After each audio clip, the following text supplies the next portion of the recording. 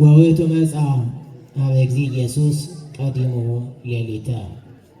አስቀድሞ በሌሊት ወደ ጌታ ኢየሱስ መጣ። የዕለቱ ትምህርት ነው። ሰባተኛው ሳምንት ነው። ሰባተኛው እሁድ ነው። ይህ እሁድ ይህ የጌታ የትንሣኤ መታሰቢያ ይህ የጌታ ቀን ኒቆዲሞስ በሚባለው ተሰይሟል። እያንዳንዱ እሁድ የጌታ ቀን ነው። በመጽሐፍ ተጽፏል። ታውቃላችሁ። በጌታ ቀን በመንፈስ ነበርኩ ይላል ባለራእዩ ቅዱስ ዮሐንስ። በማን ቀን? በጌታ ቀን። ይህ ቀን የጌታ ቀን ነው። የመንግስት ቀንም አይደለም፣ የእድር ቀንም አይደለም፣ የቁብ ቀንም አይደለም። እውነት ለመናገር ምንም አይነት ስራ የሚሰራበት ቀን አይደለም። እናንተም እባካችሁ ቁጭ በሉ ተብላችሁ የምትገለገሉበት የምትለመኑበት ቀን አይደለም። እውነት ለመናገር ቢገባን ማለት ብንረዳው ማለት ነው የጌታ ቀን ነው። የጌታ ቀን ማለት የጌታን ሐሳብ ሙሉውን ምንልበት ምንፈጽምበት ማለት የጌታ ቀን ማለት ዝማሬ ምንዘምርበት ማለት ነው። ወንጌል ምንሰብክበት ማለት ነው። ሥጋ ወደሙ የምንቀበልበት ማለት ነው የጌታ ቀን እንጂ ቤተ ክርስቲያንን ትተን ምንባዝንበት ሌላ ጉዳይ ምንሰራበት ዓለማዊ ነገር ውስጥ ምንገባበት ማለት አይደለም። እና ይህ የጌታ ቀን ኒቆዲሞስ በሚለው በታላቅ ሰው ስም ተሰይሟል። እንደምታውቁት ይህ ሰው አስቀድሞ በሌሊት ወደ ጌታ ኢየሱስ መጣ የተባለለት ሰው ምናልባት ዮሐንስ ወንጌል ምዕራፍ 3 ቁጥር 1 ላይ እንደሚገልጠው ወሃሎ አሐዱ ብእሲ እምፈሪሳውያን ነው። ከፈሪሳውያን ወገን ይለዋል። ግሩፑን ይጠቅሳል። መላኮሙ ለአይሁድ ስራውን ደግሞ የአይሁድ አለቃ መሆኑን ይናገራል። እና ከፈሪሳውያን ወገን ሆኖ ፈሪሳዊ ሆኖ የአይሁድ አለቃ ሆኖ ወደ ጌታ መሄድ በጣም ሰርፕራይዝ ነው። እውነት ለመናገር በጣም ያስገርማል። ምን ማለት ነው ነው የሚያሰኘው። ምክንያቱም ዘሆል ባይብል በተለይ አዲስ ኪዳን ስታነቡ ከጌታ ጋር የነበረው ጦርነትና ጦርነት አስነሺዎች ጦርነቱን የሚመሩት ፈሪሳውያን ናቸው። ከእንደዚህ አይነት ግሩፕ መካከል ጌታን ፈልገው በሌሊት የሄደ ማን ነው? በእርግጥ ለጦርነት ከሆነ ፈሪሳዊ ባህሪ ነው ትላላቸው። ለግጭት ከሆነ ፈሪሳዊ ግብሩ ነው ትላላቸው። ለአድማ ከሆነ ፈሪሳዊ እንዲህ አይነት ጠባ ያለው ትላላቸው። ምክንያቱም ይሰቀል ይሰቀል የሚያሰኙ እነሱ ናቸው። ድንጋይ አስተው ሊያስወግሩ የሚፈልጉ እነሱ ናቸው። ወደ ተራራ ወስደው ገደል ገፍተው ሊጥሉ የሚፈልጉ እነሱ ናቸው። የዚህን ሰው ደም በእኛ ላይ ልታመጡ ትፈልጋላችሁ ብሎ ደቀ መዛሙርቱን የሚያሳድዱ እነሱ ናቸው። እና ከዚህ ከፈሪሳዊ ወገን ሆኖ በሌሊት ወደ ጌታ ኢየሱስ ክርስቶስ መምጣት አንድ ድንቅ ነገር። ለዚህ ነው ይህ ስያሜም የተሰጠው። ዝም ብሎ አይደለም፣ ዝም ብሎ አይደለም።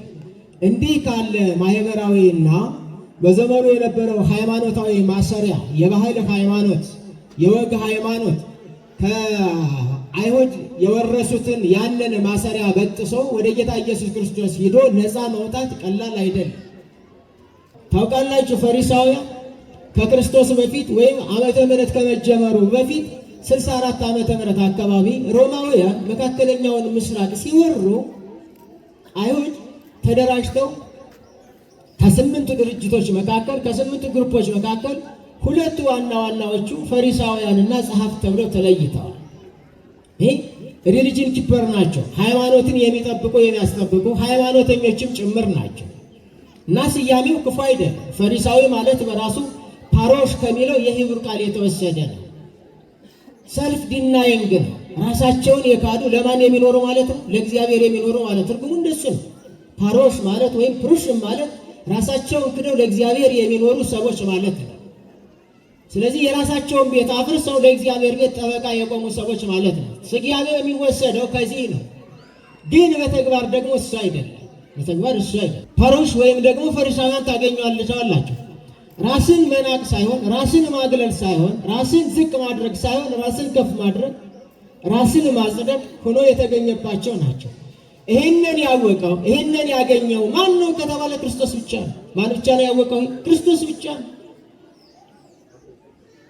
ራሳቸውን የናቁ ለእግዚአብሔር የኖሩ ተብሎ ነው በሕዝቡ የሚታወቁ። ግን ራሳቸውን ያከበሩና ራሳቸውን ያጸደቁ ደግሞ ሆነው ያገኛቸው ማን ነው? ክርስቶስ ነው። ለምን?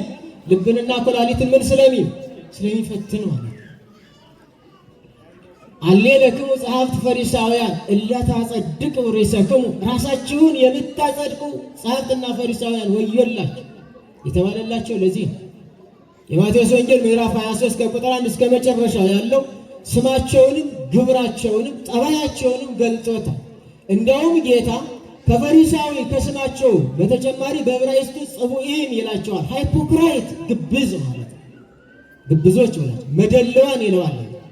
አሌለክሙ ጸሐፍት ፈሪሳውያን መደለዋን ግብዝ ማለት ምን ማለት ነው? ግብዝ ማለት ቱ ፌስ ያለው ማለት ነው። ምን ያለው ነው? ሁለት መልክ ያለው ማለት ነው። ግብዝ ማለት ሌላ ትርጉም የለም። ሁለት መልክ ያለው፣ አንዱ መልክ የራሱ መልክ ባህሪው፣ ሌላው መልክ የሌላ መልክ ማለት ነው።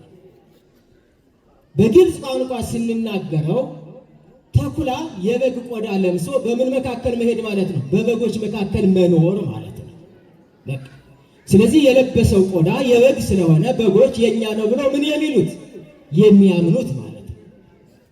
እረኛው ከጠፋ ፌቨረብል ኮንዲሽን ካለ ውስጡ ተኩላ ነውና ነጣቂ ነውና ጓደኛዬ ብላ ያመነችውን በግ ምን የሚል ሰብሮ የሚበላ ደሟን የሚጠጣ እሱ ነው ግብዝ የሚል ፈሪሳዊ በዚህ ታውቃል። እና ከነዚህ መካከል በዛ ላይ ራሳቸውን አዋቂ አድርገው ዕውቀት የማይፈልጉ፣ ራሳቸውን ጻድቅ አድርገው ሌላ ጽድቅ የማይፈልጉ፣ ራሳቸውን ባለጠጎች አድርገው ሌሎቹን የሚኮንኑ ስለሆኑ ክርስቶስ ሲገለጥ ድንቁርናቸውን ገለጠው። ምናቸውን ገለጠው? ድንቁርናቸውን ገለጠው። ጻድቅ ነን ብለው የተቀመጡትን ኃጢአታቸው ምን አለባቸው? ገለጠባቸው። አሁን የኃጢአት መጋረጃ በሙሉ ተገለጠ። ሊቅ ነን የሚለው የእውቀት መጋረጃ ተገለጠ። ድንቁርና ታየ፣ ኃጢአት ታየ፣ ግፍ ታየ። በዚህ ምክንያት ከክርስቶስ ጋር የነበረው መጽሐፍ ቅዱስ ይገልጥላቸዋል አይደል? እንዴት ሊይዙት እንደሚፈልጉ፣ እንዴት ሊገሉት እንደሚፈልጉ፣ እንዴት እንደሚያሳድዱት። ሕጉን ሻረብን፣ ሃይማኖታችንን አበላሸብን፣ ሕዝቡን አስካደብን፣ አስኮበለለብን። በዚህ ሰው ምክንያት ሮማውያን ሙሉ ለሙሉ ኢየሩሳሌምን ሊወሩ ቤተ መቅደሱን ሊያፈርሱ ነው፣ እኛንም ለስደት ሊጥሉን ነው ይሉ ነበር። ከእንደዚህ አይነት ግሩፕ መካከል አንድ ሰው ማን የሚባል ኒቆዲሞስ የሚባል ሰው ተገኘ። ናክዲሞን ይለዋል ኒቆዲሞስ ተገኘ። ይህ ሰው በሌሊት ወደ ጌታ ኢየሱስ መጣና እንዲህ አለ ይላል። ምን አለ? ረቢ ነአምን ብከ ከመ እምኀበ መጻእከ ከመ ትኩን መምህረ። አንተ መምህር አለ። ራሱ እኮ መምህር ነው። የምን መምህር ነው? የአይሁድ መምህር ነው። ቁጥር 10 ላይ ጌታ ራሱ ገልጦታል። አንተ ሊቆሙ ለእስራኤል ወዘንተ ነገረ ይታምር። አንተ የእስራኤል መምህር ነው ብሎታል ጌታ ራሱ። የማን መምህር ነው? የእስራኤል መምህር ነው። ግን እሱም መምህር ይፈልጋል። እውነተኛ አዋቂ ከሆነ መምህር ያስፈልጋል። አይምሮውን የሚዘጋ እውነተኛ ጻድቅ ከሆነ ጽድቅ ይፈልጋል። እኔ በቅቶኛል የሚል ሰው አይኖርም። እውነተኛ አማነ ከሆንን እውነተኛ የእግዚአብሔር ሰዎች ከሆንን ዕለት ዕለት ብዙ ነገሮች ያስፈልጉናል። እነዛን መጣር እነዛን ለማግኘት ነው። አንተ ከእግዚአብሔር እንደመጣህ አስተማሪ ሆነህ መምህር ሆነህ እንደመጣህ እኛ እናውቃለን ይላል። አውቃለሁ አላለም፣ እናውቃለን። ምክንያቱም በሱ ዕውቀት ስር የሚኖሩ ስንቶች ናቸው? ብዙዎች ናቸው። እሱ ያስተማራቸው፣ እሱ ያሳታቸው፣ እሱ መጥፎ መንገድ ያሳያቸው፣ በእርሱ ትምህርት በኩል ክርስቶስ እንዳይመጡ፣ በእርሱ ቅናት በኩል ወደ እግዚአብሔር እንዳይቀሩ የተደረጉ ብዙ ሰዎች አሉ። እነሱን ጨምሮ እናውቃለን ነው። እናውቃለን። መዳን እንደዚህ ነው። ትምህርትም ዕውቀትም እንደዚህ ነው። ዕውቀት ለብቻ አያድንም፣ አያጸድቅም። እድናለሁ የሚል እጸድቃለሁ የሚል ብዙዎችን ይዞ መምጣት ነው ያለበት። ክርስቶስም እንደዚህ ነው የሚናገረው። ስለዚህ መምህር ሆነህ ተሾመ መምጣትህን እናውቃለን ይላል። በእርግጥ ይህ የምስክርነት ቃል ምንድን ነው ለክርስቶስ ሲባል ምንም አይደለም፣ ምንም አይደለም። እኔ መምህር ሆነህ ነው የሚለው ከእግዚአብሔር እንደመጣህ ማለት መሲህ ነህ እያለው አይደለም፣ ክርስቶስ ነህ እያለው አይደለም። ግን ከእግዚአብሔር እንደመጣህ እናውቃለን ማለት ምን ማለት ነው ከተባለ አሁን አባቶች በዝማሬው ሲሉት ነበር፣ መርጌቶቹ ሊቃውንቱ። በቃ ይሄ አንድ ተራ ፈሪሳዊ በእነሱ ቋንቋ ማለት ከፍ ያለ መንፈሳዊ ነገር ያለው መጽሐፍ ቅዱስ የሚያውቅ ሕግ የሚያውቅ ኦሪትን የሚያውቅ ታልሙድን የሚያውቅ ግማራን የሚያውቅ ሚሽናህን የሚያውቅ ሀላካ የሚባለውን ትምህርታቸውን የሚያውቅ ይሄ ከእግዚአብሔር የመጣ ነው ይሉታል እንዲህ አይነቶች። ስለዚህ ባጭሩ በእውቀት የሚለካ እንጂ በጽድቅ የሚለካ አይደለም። እነሱ ኦሪትን ካጠኑ ከኦሪት ጋር የተያያዙትን የሙሴን ትምህርቶች ካጠኑ የቃል ኦሪት ካጠኑ በቃ መምህር ነው ብለው ስለሚያስቡ ከእግዚአብሔር መሆኑን አውቃለን። ግን ኒቆዲሞስ የተባረከበትና ከሱ የጎደለው ነገሮች ወደታች ዘርዝሯቸዋል። ምን ብሎ እይክል ሰብ ይግበር ዘንተ ተአምረ ዘአንተ ትገብር። በዚህ ተረታል። አሁን ትምህርቱን ከእግዚአብሔር መሆኑን ቢቀበልም ነገር ግን አንተ የምታደርጋቸውን ታምራቶች ማንም ሰው ሊያደርጋቸው አይችልም ማለት እንደሚበለጥ አውቆታል።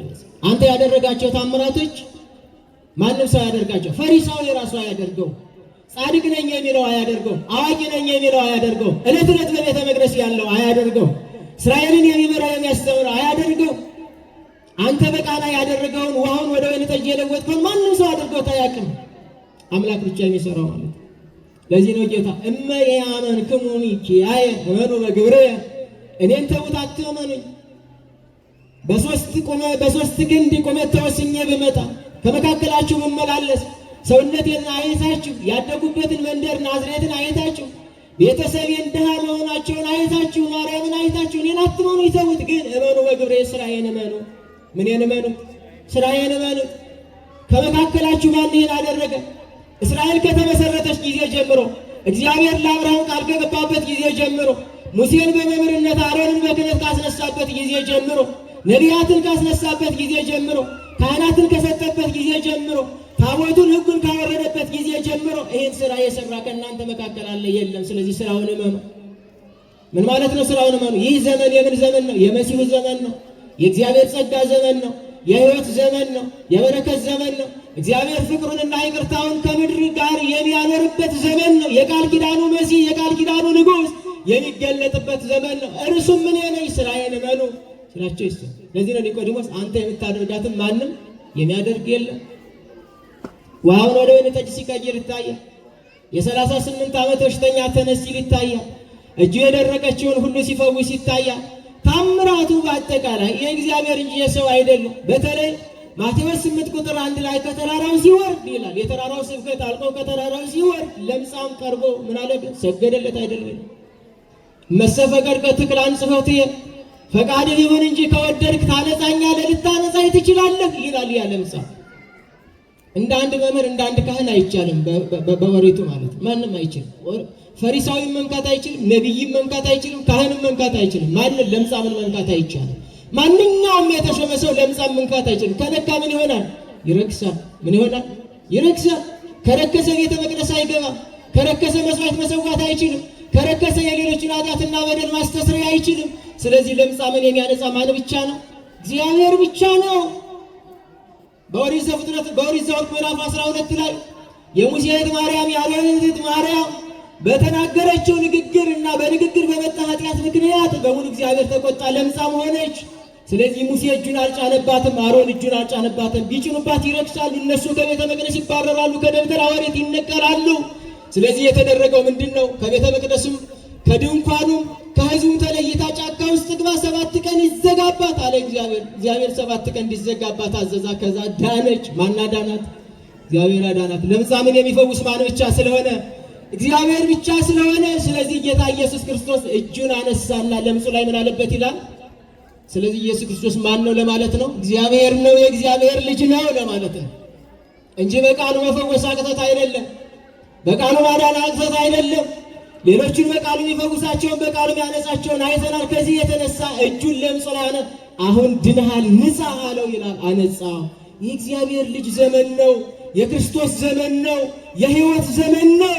አንተ የምታደርጋቸውን እነዚህን ታምራት ፈሪሳዊም ይሁን ጸሐፊም ይሁን ሳዱቃውያንም ይሁኑ ሌሎቹም ነቢያትም ይሁኑ ማድረግ አይችሉም። ስለዚህ ከእግዚአብሔር እንደመጣ እናውቃለን ሲለው ከዚህ በኋላ ጌታ ኢየሱስ ክርስቶስ ምን አለው?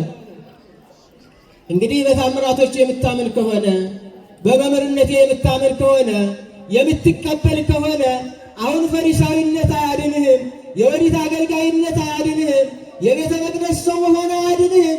ልትድን የምትችለው በክርስቶስ ነው። ስለዚህ እውነት እውነት እልሃለሁ ሰው ዳግም ካልተወለደ በስተቀር ምን አይልም? ቀይነ የዛሬው ምስጢር ነው። ከዚህ ውጭ ሌላ ምስጢር የለውም። እኔ መምህር መሆኔን ካመንክ ነው። እኔ ከሰማይ መሆኔን ካመንክ ነው። እኔ እግዚአብሔር ልጅ መሆኔን ካመንክ ነው። እኔ የቃል ኪዳኑ መሲህ እኔ መሆኔን ካመንክ ነው። አይደለም እንዴ? ፈሪሳዊነትህን ተው፣ አስመሳይነትህን ተው፣ ግብዝነትህን ተው። በራስህ ጽድቅ አትጸድቅም። የፈሪሳዊ ጠባይ ነው አይደል? ራሳቸው ምን ሚሉ ብለናል? የሚያጸድቁ ብለናል። ማቴዎስ 5:20 ላይ የተጻፈልን ይሄ ነው እኮ። እነግራችኋለሁ እላችኋለሁ ጽድቃችሁ ከፈሪሳውያንና ከጸሐፍት ካልበለጠ በስተቀር ወዴት አትገቡ? ወደ እግዚአብሔር መንግሥት አትገቡ። ይዘጋል፣ ይታተማል፣ ይደመደማል። ምን ማለት ነው? ከፈሪሳውያንና ከጸሐፍት ካልበለጠ ጽድቃችሁ የተባለላት ቤተ ክርስቲያን ከተባለ ፈሪሳውያን ሕግን በመጠበቅ ብቻ ራሳቸውን አጽድቀው ስለሚኖሩ በዚህ ብቻ እንድናለን ስለሚሉ ክርስቶስን መቀበል ስላቃታቸው በክርስቶስ ማመን ስላልፈቀዱ ልባቸውን ስለዘጉ ስለደፈኑ አሁን የፈሪሳውያን ጽድቅ የእግዚአብሔርን መንግሥት አያወርስም። ስለማይጾሙ አይደለም እንደዛ የተባለ፣ ስለማይጸልዩ አይደለም። እንደውም እውነት ንገሬ ካላችሁ እኔ ስለ ፈሪሳውያን ጠባይ ዝርዝር አድርጌ እነግራቸዋለሁ። ስቲል ኢን ጀሩሳሌም እንደ አራውንድ ኦል እስራኤል በየትኞቹም ከተሞች ብትመለከቷቸው ሴት እንኳን ሰላም አይሉ፣ ሴት ሰላም አይሉ። ምን እንላለን ብለው ስለሚያስቡ፣ እንረክሳለን ብለው ስለሚያስቡ፣ የወር አበባ ናት ብለው ስለሚያስቡ ሴት የተቀመጠችበት የትኛውም ጋርደን የትኛውም መቀመጫ አይቀመጡ። ስቲል ናው ዚስ ታይም አሁን ማለት ነው። ለምን ያረክሰናል ስለሚል ከሕጉ ጋር የተገናኘ ቁርኝት ስላላቸው ከኦሪት ጋር የተጣበቀ ትልቅ እምነት ስላላቸው ያንን ይጠብቁታል። ግን ይሄ አያድንም ነው የሚል ጌታ። ይሄ አያድንም። የእነሱ ጽድቅ ይሄ ነው። ይህን ስናደርግ ኃጢአት የለብንም ብለው ያስባሉ። ያን ጊዜ ሌላውን ኃጢአተኛ ያደርጉና እነሱ የተሻሉ ሆኖ በእግዚአብሔር ፊት ራሳቸውን ያጸድቃሉ ማለት ነው። ሉቃስ 18 ቁጥር 9 ላይ የተጻፈው የበለጠ የሚያብራራው ይህ ነው። አንድ ፈሪሳዊና አንድ ቀራጭ ሊጸልዩ ወዴት ሄዱ ነው የሚለው? ወደ ቤተ መቅደስ ነው የሚለው። ቀራጩ ኃጢአቱን ሲናዘዝ ፈሪሳዊው እንደዚህ ሰው ስላላደረገኝ ይላል። ስለዚህ ራሱ ምን አድርጓል ማለት ነው? አጽድቋል። ኃጢአት የለብኝም እያለ ነው። ንጹሕ ነኝ እያለ ነው። ጻድቅ ነኝ እያለ እንዲህ ነው። በቃ አታጻድቅ አታጻድቅ በዕብራይስጥ ቃል አንተ ጻድቅ ነህ። በቃ እርስ በርሳቸው ሲገናኝ አታጻድቅ፣ ፈሪሳዊ ነህ፣ አንተ ጻድቅ ነህ፣ ኃጢአት የለብህም። እነዚህ ጎይም አሬጽሃም እነዚህ ዝም ብሎ ነዋሪ ናቸው፣ እንስሳ ናቸው። ሌላውን የራሳቸውንም ወገን እንኳን ሳይቀር እነዚህ እንደ አህያ ናቸው፣ እነዚህ እንደ ፈረስ ናቸው፣ እነዚህ እንደ እንስሳ ናቸው።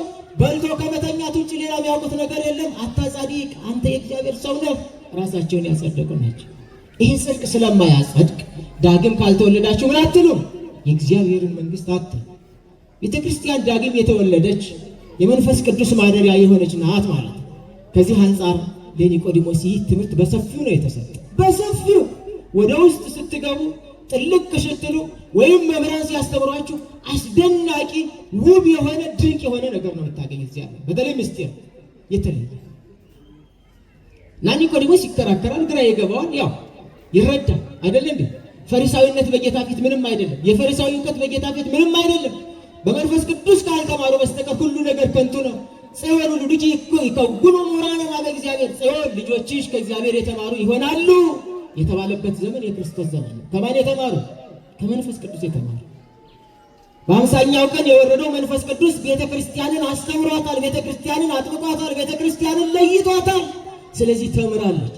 መዳን በማን በኩል እንደሆነ ታውቃለች። ሕይወት በማን በኩል እንደሆነ ታውቃለች። መንገዷ ማን እንደሆነ ታውቃለች። እኔ ሕይወትን መንገድን ትንሣኤም ነኝ ያለውን ጌታ ተቀብለዋለች። ለምን? ከእግዚአብሔር ተምራለች፣ ከመንፈስ ቅዱስ ተምራለች። ስለዚህ ይህ ፈሪሳዊ ሰው ይህን ትልቅ ምስጢረ ቤተ ክርስቲያን ከምስጢራተ ቤተ ክርስቲያን አንዱና የመጀመሪያው የሆነውን ምስጢረ ጥምቀት በዚህ ሰው በኩል ነው የተሰጠው። ስለዚህ አስቀድሞ በሌሊት ወደ ማን ሄደ? ወደ ጌታ ኢየሱስ ሄደ። ይህ ሰው ባለጠጋ ነው፣ አንድ የተማረ ነው፣ ሁለት የአይሁድ አለቃ ነው፣ ሶስት ማንሄ ይሁዲም የአይሁድ አለቃ። እኒህ ሶስቱ ነገሮች ያሟላ ሰው ነው። በጌታ ፊት ግን ሶስቱም ነገሮች የሉትም። ሶስቱም ነገሮች የሉትም አሉት እንዴ? የሉትም። እውቀትም የለም፣ ሀብትም የለም፣ መሪነትም የለም። እውቀትም የማን ነው? የእግዚአብሔር ሆኖ ተገኝቷል። ሀብት የማን ሆኖ ተገኝቷል? የክርስቶስ ሆኖ ተገኝቷል። ስልጣን የማን ሆኖ ተገኝቷል? የክርስቶስ ሆኖ ተገኝቷል። ስለዚህ ራስን ዝቅ ማድረግ ምን ለማለት? በእግዚአብሔር መንግሥት ላይ መመሪያ ነው። መጨረሻው ምን ሆነ ካልን መጨረሻ እንዲሁ ነው የመጣ ሰው መጨረሻው ምን ሆነ ከተባለ የመጨረሻ ክብሩን እንንገራቸው። እንደ ሌሎች ፈሪሳውያን አይደለም፣ እንደ ሌሎች ፈሪሳውያን አይደለም። ዮሐንስ 7:38 እና 39 ላይ የተጻፈው ጌታ ተይዞ እንዲመጣ ወታደሮች ተልከው ከፈሪሳውያንና ከጸሐፍት የሄዱት ወታደሮች በጌታ ትምህርት ተመስጠው ራሳቸውን ስተው ተመልሰው መጡ። የሚያደርጉትን አጡ። የታለ ሰውየው? አላመጣችሁትም አሉ። ኧረ አላመጣ ነው። ምን ሆናችሁ? እንደዚህ ሰው ትምህርት ሰምተንም አይተንም አናውቅም። የነቢያትን መጻሕፍት አነበብን፣ የሙሴንም መጻሕፍት አነበብን፣ እያንዳንዱን የሊቃውንትንም አየነው። በዚህም ዘመን አስተማሪዎቻችን አሉ።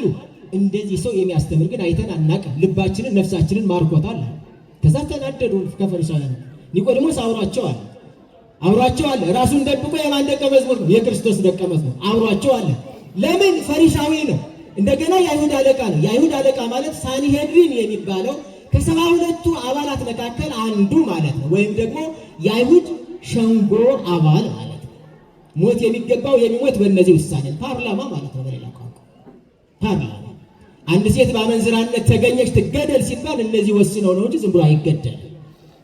ስለዚህ የዚህ አባል ስለነበረ አብሯቸው አለ። ሁሉም ተናደዱ። እናንተም ሳታችሁ እንዲህ አሏቸው። እናንተም እንዲሆናችሁ እንዲህ አላቸው። እስቲ ከፈሪሳውያን ከአለቆች መካከል ያመናለ ወይስ ህዝቡ ነው አሉ። ይህ ህዝብማ አሉት፣ ህዝቡ ይንቁታል። ራሳቸውን ጻድቅ ራሳቸውን ናቸው፣ ሁልጊዜም ርጉም ነው አሉ። እና በዛ ላይ ደግሞ ምን አሉ? ህግን የማያውቅ ህዝብ ርጉም ይሁን አሉና ወገኖቻቸው ምኑን የማያውቅ? ህጉን የማያውቅ። ህግ ማለት ኦሪት ማለት ነው። ኦሪትን የሚያውቅ ርጉም። እነሱ አውቀናል ብለው አውቀናል፣ ስለዚህ ጻድቅ ነን እያሉ ነው። ስለዚህ አንስትም እያሉ ነው። ስለዚህ ከእግዚአብሔር ጋር ነን እያሉ ነው። ከዚህ በኋላ ኒቆዲሞስ እንዲህ አላቸው ይላል። እንዴ ተው እንጂ ወገኖች፣ ተው እንጂ ሊቃውንት፣ ተው እንጂ አባቶች፣ ህጋችንስ ቢሆን አላቸው።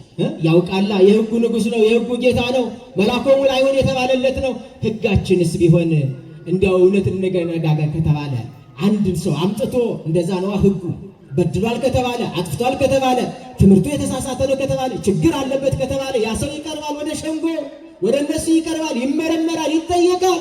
የሐዋርያት ሥራ ስታነቡ እንደሱ አይደል የሚደረገው? ሐዋርያት ሲገረፉ ሲደበደቡ መጨረሻ ላይ ከእስር ቤት ወጥተው ወዴት ነው የሚቀርቡ? ወደ እነሱ ሸንጎ ነው የሚቀርቡ። ይጠየቃሉ።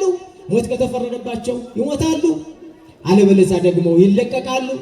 እና ህጉስ ቢሆን እንደዚህ ያዛል እንዴ? ሰውን መራገም ያዛል እንዴ? ሰውን መሳደብ ያዛል እንጂ አንድ ሰው መጥቶ ተመርምሮ ከዛ በኋላ ነው እንጂ ኃጢአቱ ታውቆ የሚፈረድበት ዝም ብሎ እንዲህ ነው እንዴ አላቸው።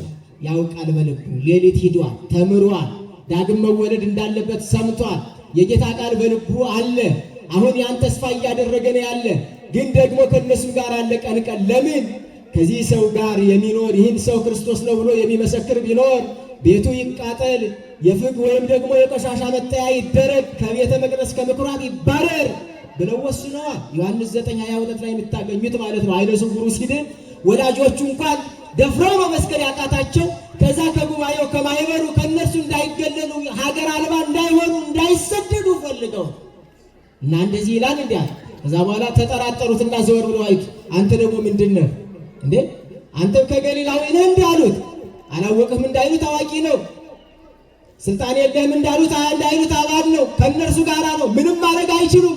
ቶሎ አሉና ገሊላ የምትባለዋን የተገለለችዋንና የኃጢአት የበደል የጣዖት ከተማ ብለው የሚያስዋትን ክርስቶስ የተገኘባትን ወስዶ እንዴ አንተ ከገሊላ ነህ እንዴ? በእውቀቱ እንዳይኮንኑት አዋቂ ነው፣ ከነርሱ በላይ ነው። በሃይማኖቱ እንዳይጠረጥሩት አባል ነው። ምን ይበሉት? ወደ ጎሳ ወሰዱትና ገሊላዊ ነህ እንዴ አሉት። አርፈህ ቁጭ በል አሉት። ይህ ጠበቃነቱን ለሃይማኖት መወገኑን ለክርስቶስ መወገኑን ያሳየናል። አንዱ መጨረሻ ላይ ስንሄድ ዮሐንስ 19 ላይ ስትመለከቱት የጌታ ሞት ቀን ነው። ራሱን የገለጠበት ያን ቀን ነው። ምኑን የገለጠበት? ክርስቲያን መሆኑን፣ ክርስቶሳዊ መሆኑን፣ ፈሪሳዊ አለመሆኑን፣ ኦሪትን መተውን፣ የፈሪሳዊ ካባ አውልቆ መጣሉን፣ ከነሱ ግሩፕ መውጣቱን የገለጠው የማን ሞት ጊዜ ነው? የክርስቶስ ሞት ጊዜ ነው። እምነት ደግሞ እንደዚህ ነው። እውነት ለመናገር አንድ ሰው በልቡ አምኖ ባፉ ይመስክር አይደል የሚል መጽሐፍ። በልብህ አምነህ ባፍህ ብትናገር ያን ጊዜ ኢየሱስ ክርስቶስ እንደሆነ ምን ትላለህ? ትመሰክራለህ። ስለዚህ ጌታ ሞቶ የመጨረሻው የአይሁድ የመዘጋጀት ቀን ሰንበት ከመግባቱ በፊት አንዱ ዮሴፍ የአርማትያስ ባለጸጋ ይለዋል። እንደው ባለጸጎች እስቲ ካላችሁ እውነት ለመናገር የእናንተ ባለጸግነት ሀብታችሁን ለማን ስትሰጡት ነው? ለክርስቶስ ስትሰጡት ነው። የክርስቶስ ደግ አለበለዚያ ባለጠግነት ምንም አይጠቅምም። ምንም እኔ ዓለም የሚጫወትበት ባለጠግነት፣ ሰይጣን የሚከብርበት ባለጠግነት፣ ለፖለቲካ የሚውል ባለጠግነት፣ ለግፍ ሚውል ባለጠግነት ምንድነው? እውነት ለመናገር ትርጉሙን አውቃችሁታል እንዴ? ጣዖት ማምለክ እኮ ሌላ እኮ አይደለም። አንዱ ጣዖት እኮ በመጽሐፍ ቅዱስ ገንዘብ አይደል? ሌላ ጣዖት አለ እንዴ? ማማውን የሚለው እኮ እሱ እኮ ነው፣ ገንዘብ እኮ ነው። ወርቁን እኮ ለገበያ ስናውለው ምንድነው? ብር ነው። ለጣዖት ስናውለው ቀጥቅጠን ምን እናደርገዋለን? ጣዖት እናደርገዋለን እንዴ? ብሩንም እንደዛው አማልክቲሆሙ ለአሕዛብ ዘወርቅ ወዘብሩር አይደል የተባለ በመጽሐፍ ቅዱስ። የአሕዛብ ጣዖቶች ከምን ተሰርተዋል? ከወርቅም ከብርም። ወርቅ እኮ እንደምታዩት ነው፣ ባንክ ቤት አለ፣ እጃቸው ላይ አለ አይደል? በኪሎ ግራም 20 ምናምን ሺህ ብር ትገዙት፣ ይቅርታ በግራም። እሱ እኮ ነው ጣዖት። ምንድነው ባለጠግነት? እግዚአብሔር በሚያውቀው። እውቀትስ ምንድነው? እግዚአብሔር ካልከበረበት። ስልጣንስ ምንድነው? የእግዚአብሔር ስም ካልተጠራበት። ምን ያደርጋል? ዓለምና ከዓለም ጋር የተያያዙት በሙሉ ይጠፉ የለም። የአርማቴዎስ ዮሴፍ ባለጠጋ ነው። ሚገርም የበፍታ ቀሚስ ይዞ የመጣ በዘመኑ ውድ የነበሩት በእስራኤል ምድር ባለጠጎች የሚለብሱት ለዛውም ገላ ያልነካውን ይዞ የመጣ አንዱ ባለጠጋ እሱ ነው። ለምን? አስቀድሞ የጌታ ደቀ መዝሙር ሆኖ ነበረ ይላል። እሱም እምነቱን ገለጠ ጌታ ሲሞት። እንደገና ሁለተኛው ኒቆዲሞስ ዘውቱ መጻ ሀበዚ ኢየሱስ ሌሊተ፣ አስቀድሞ በሌሊት ወደ ጌታ ኢየሱስ የመጣው ኒቆዲሞስ እሱ ደግሞ 45 ኪሎ ግራም ንጥር ሽቶ ይዞ መጣ። ስንት ኪሎ ግራም? 45 ኪሎ ግራም። በጣም ትንሽ ነው። በአይሁድ ልማድ አንድ ሰው ሲሞት የዛን ሰው አስከሬን ለመቀባት ትንሽ ነገር ነው የሚያስፈልገው። ትንሽ ነው። ሁለት ነገሮች ናቸው። አንደኛ የፍቅር መግለጫ ነው። ሽቶ ማለት እምነትን ነው የሚያሳይ፣ ፍቅርን ነው የሚያሳይ። ሽቶ ከሁለት ውጭ ነገር አያሳይም። እምነትንና ፍቅር ብቻ ነው የሚያሳይ። እንወድሃለን ነው። ሁለተኛ ደግሞ ሬሳ ምን እንዳይል ነው? እንዳይሸት ነው። መሚ ማለት ነው አይደል? በምታውቁት የአስከሬን ማድረቂያ ማለት አንስቴዥያ ማለት ነው። እና እሱ ግን 45 ኪሎ ግራም ነው። በዕብራይስጥ መጽሐፍ ቅዱስ ላይ የተቀመጠው 45 ኪሎ ግራም። ያ ሁሉ ምን ያደርጋል? ለፍቅር ነው አይደለም? እግዚአብሔር ስትወዱት የምትቆጥቡት ነገር የለም፣ የምትሰስቱት ነገር የለም፣ የምታስቀምጡት ነገር የለም። ሁሉ ነገር የእሱ ነው። ሁሉን ነገር እሰጣለሁ ትላላችሁ። ስለዚህ በዚህ ተገለጠ። ወደ ጲላጦስ መጡ፣ ለመኑት፣ ስጋውን ሰጣቸው። ኒቆዲሞስ ሽቶውን፣ ዮሴፍ ልብሱን። ከዛ በኋላ ሰው ባልተቀበረበት መቃብር ምን አሉት? ቀበሩት። ይህንን አባቶቻችን በቅዳሴው በተለይ ዛሬ ቅዳሴ ማርያም ነች የተቀደሰች። የመጀመሪያው ቄስ ሰራዩ ካህን ሲቀድስ ሰምታችሁታል አይደለም? ምንድን ነው የሚል? ወለዚህ ካህን ዛሉ ምስሌን ዘይትራዳኒ በዝንቱ ምስጢር ቅዱስ። ይህን ቅዱስ ምስጢር፣ ይህን ቅዱስ ቁርባን እያከናወነ ከኔ ጋር ያለውን ይህን ተራዳዩን ቄስ፣ ተራዳዩን ካህን ሁለተኛውን ማለት ነው። ረሴኒ ሎቱኒ ወሊተኒ፣ እኔንም እሱንም እንደማን አድርገን ከመ ዮሴፍ ወኒቆዲሞስ ለገነ ዝወለ ስጋከ፣ ስጋህን ሽቶ ቀብተው በአዲስ ልብስ ገንዘው ክብርን እንደተቀበሉት እንደ ዮሴፍና እንደ ኒቆዲሞስ አድርገን አይደል የሚለው። ሁላችንም የዮሴፍና የኒቆዲሞስን ክብር ያድለን፣ በረከቱን ያብዛልን። አስቀድሞ በሌሊት ወደ ቤተ ክርስቲያን መምጣት፣ ወደ ክርስቶስ መምጣት ሁሉንም ክብር፣ ሁሉንም ምስጢር፣ ሁሉንም እውቀት፣ ዘላለማዊ ሕይወት ያስገኛል ማለት ነው። ይቆየን።